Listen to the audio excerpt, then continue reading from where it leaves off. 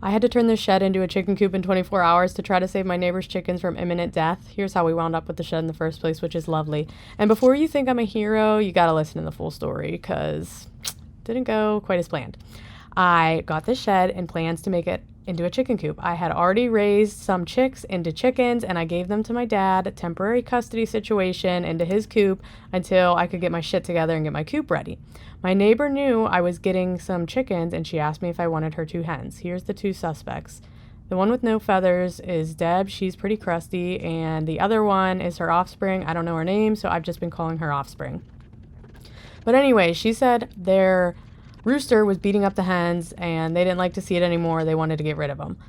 Rid of the hens. I don't know why they didn't want to get rid of the rooster. I offered to get rid of the rooster, if you know what I mean, and they wanted me to take the hens.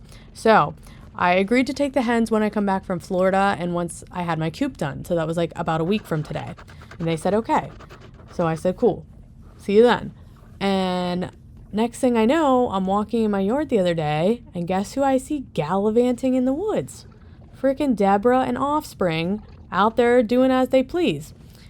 So me and my sister got together and trapped them into a corner, which ended up being a jagger bush. I cut myself all up trying to get these chickens out of a jagger bush and get them into my shed. And I went up to my neighbor. I said, these 2 girlies were in the woods. Where do you want me to put them? And she said, we don't want them.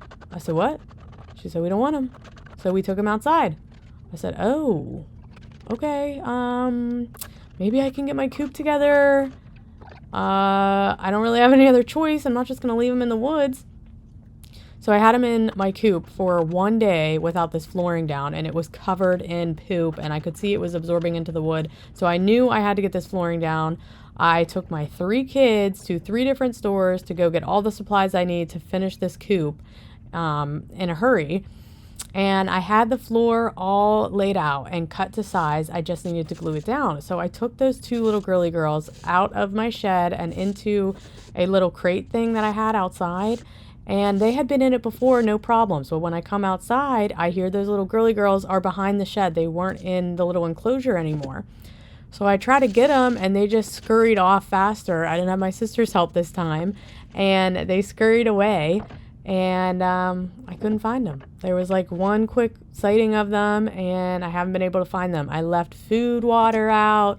I left the shed open, and those homegirls did not come back 1 time. So I don't know what the hell Deborah and Offspring are doing in the woods. Hopefully they're not getting eaten by a raccoon. But I just want to point this part out in the video, unrelated to Deb and that drama.